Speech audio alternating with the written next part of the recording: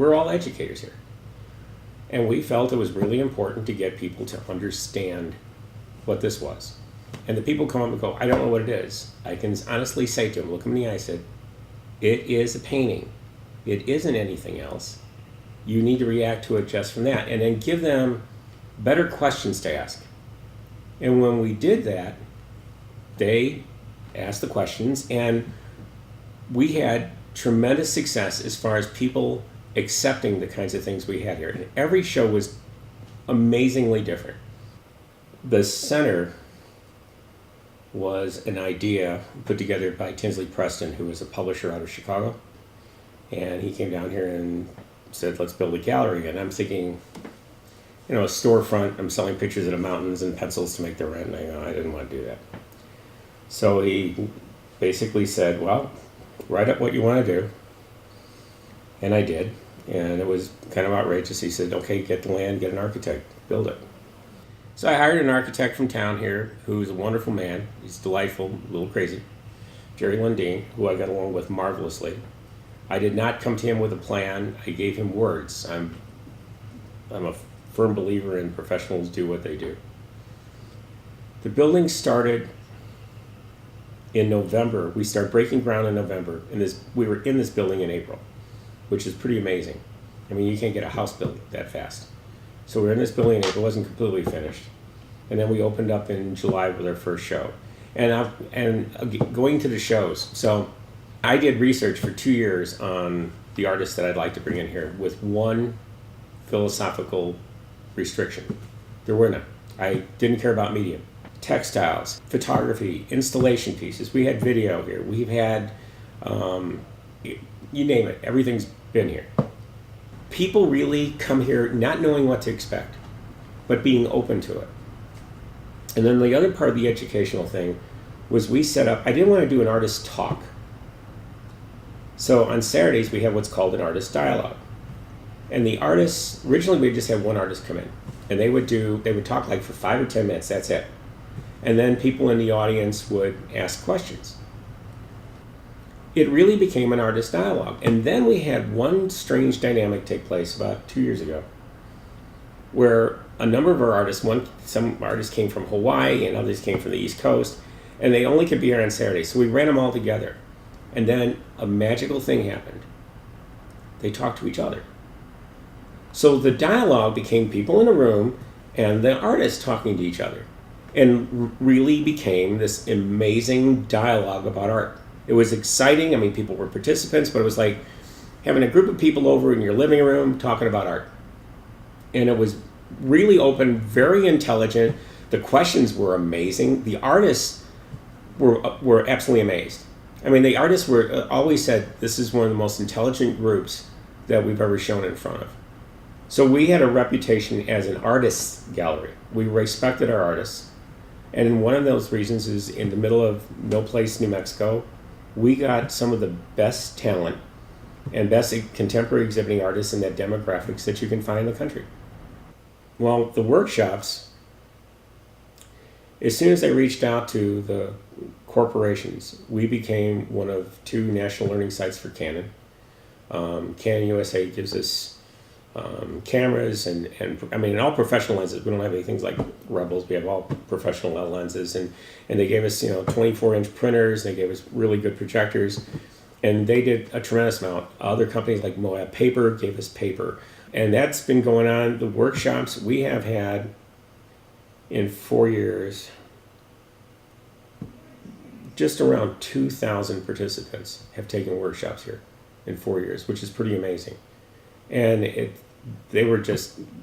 people really responded to it. And we thought we got a lot of people from all over the place, including we had one person take a workshop from Paris, but it's been, I would say 60 or 70% has been regional. And I'm really surprised by that because they keep coming back, but people really want to learn and they find it a comfortable environment. And I now seriously believe that Las Cruces per capita has the most advanced population in digital photography of any place in the country. I mean, it's crazy the number of people in this town who really know how to do this stuff well now. and actually go out and exhibit. But even if they're doing it for their own, they're doing quality work. So that's been really gratifying. And we'll be taking these workshops further on after I leave here. So I came here knowing that we weren't going to make a big splash financially, but I came here to change the culture. I wanted people to see the best there was and bring it to this town. And this place, I mean, it's amazing. People come down here and they go to White Sands and they go here. I mean, there's the two places that everybody hits, and they bring their families here every time their families are from out of town. I mean, it's become a real show place for the town, the city, and I'm really happy with that. Do you feel like anything like this will ever happen again in Mesilla? No. Or in New Mexico? Not in my lifetime. Not in my lifetime. I mean, the workshops I will continue to develop. The manufacturers have, even though it's confusing being part of and yet not part of a community college, the manufacturers are coming with me. They've been wonderful, and they're going to continue to sponsor what we're doing.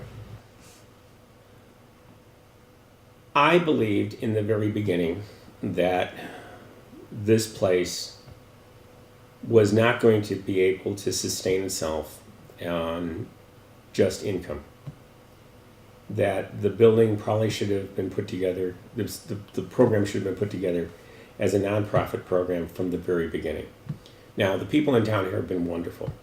And the truth is, if they had a ton of money, they would have bought everything off the walls. I have no doubt about that. But it's not the richest community. But one of the things I don't want to do is I don't want to run around asking people for money. You know, I'm 62 years old, and there's certain things you just can say at 62. Nope, I'm not going to do that. So I realized that if we went nonprofit, that I was going to spend 80% of my life going around to people asking them for money. I don't like doing it. So I said that, it wasn't, I worked with there was a group that was trying to get the nonprofits thing started. And I worked with them for a while, but I just didn't want to be the one to lead it. Well, then everything else started to unravel, and I'll be honest with you, I don't.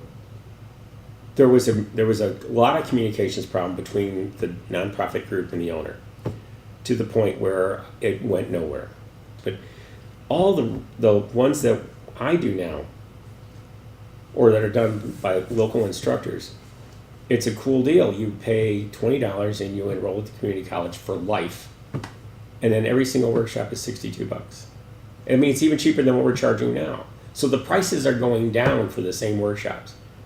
And you guys have amazing equipment, like you said. Yeah, and we're really lucky about that. And like I said, the community college has been so. A lot of times you go to any institution, particularly institution of higher education, but there's 10,000 reasons why you can't do something.